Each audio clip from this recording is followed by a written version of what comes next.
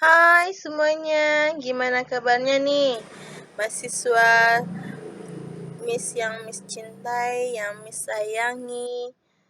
Oke, kita lanjut ya kuliah kita untuk diskusi tentang karakter, element of fiction. Kalau tadi kita sudah bahas tentang main karakter versus minor karakter, protagonis versus antagonis. Sekarang kita akan membahas dinamik versus statik. Apa pula itu dinamik versus statik? Dinamik itu bukan yang bom-bom-bom itu, Miss. Bukan ya. Sekarang kita akan membahas apa itu dinamik dan statik. Oke, kita fokus ke dinamik dulu. Dinamik ialah dia memiliki sifat lebih dari satu. Sifat lebih dari satu, sifat karakternya lebih dari satu. Jadi kalau dia sifatnya lebih satu berarti 2, 3. Berarti dia memiliki karakter memiliki sifat-sifat seperti kalau dia lebih dari satu bisa baik, bisa jahat, bisa penolong, bisa segala macamnya. Apakah seperti itu? Mari kita bahas. Kalau kita lihat sebuah jalan cerita, ada awal cerita itu perkenalan, ada pertengahan itu biasanya adalah klimaks, ada akhir cerita itu adalah ending, ya. Kita lihat kalau misalnya karakter itu dia memiliki pada awal cerita dia digambarkan memiliki sifat yang seorang perempuan yang sopan santun, tutur katanya baik, penurut, penolong, penuh dengan kasih sayang, ya.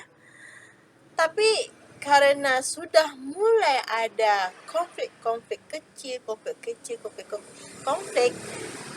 dan dia pun pindah ke lingkungan yang lain dan dia terpengaruh oleh lingkungan tersebut, di mana lingkungan tersebut membuat dia menjadi karakter yang memiliki sifat pemarah, pemberontak, itu ya. Pokoknya dia memiliki sifat sombong segala macamnya. Pada awal dia perempuan yang baik gitu, dia memiliki sifat-sifat yang baik.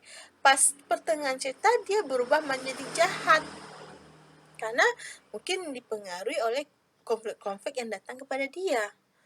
Terus ke jalan akhir cerita, dia ketemu dengan teman yang baik yang menolong dia dengan penuh kasih sayang dan sabar menuntun dia menuju jalan yang kebaikan.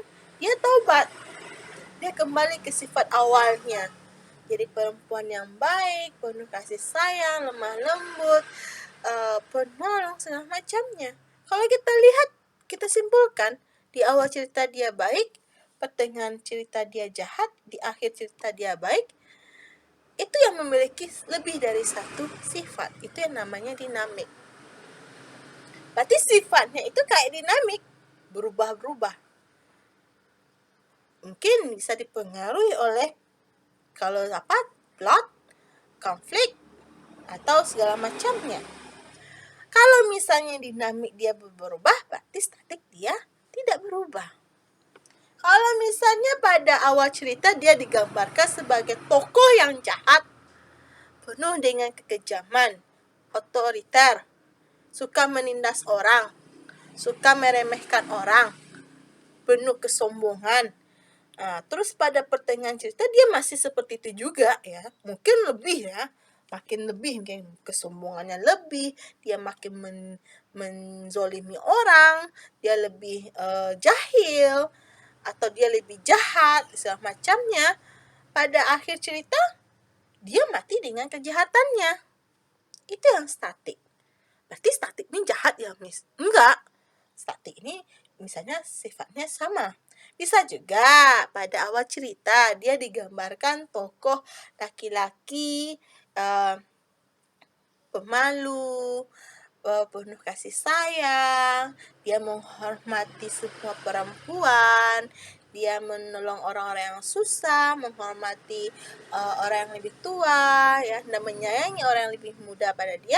Pada pertengahan cerita dia tetap seperti itu. Dia seorang laki-laki yang pemalu, penyayang, menghormati yang lebih tua dan menyayangi yang lebih muda, gitu kan. Pas akhir cerita dia tetap seperti laki-laki yang baik. Berarti di awal dia baik, di pertengahan cerita dia baik, di akhir cerita dia baik, itu adalah statik. Dia sifatnya cuma satu. Ya, sifatnya satu, nggak berubah-ubah. Itulah statik. Ya, berarti bisa kita lihat kalau dinamik ini dia berubah-ubah. Kalau statik dia sama. Paham? Untuk dinamik versus static characters ini? Oke, kalau dinamik dia berubah-ubah, kalau statik dia sama. Sekian dulu untuk video ini, kita lanjutkan ke video berikutnya.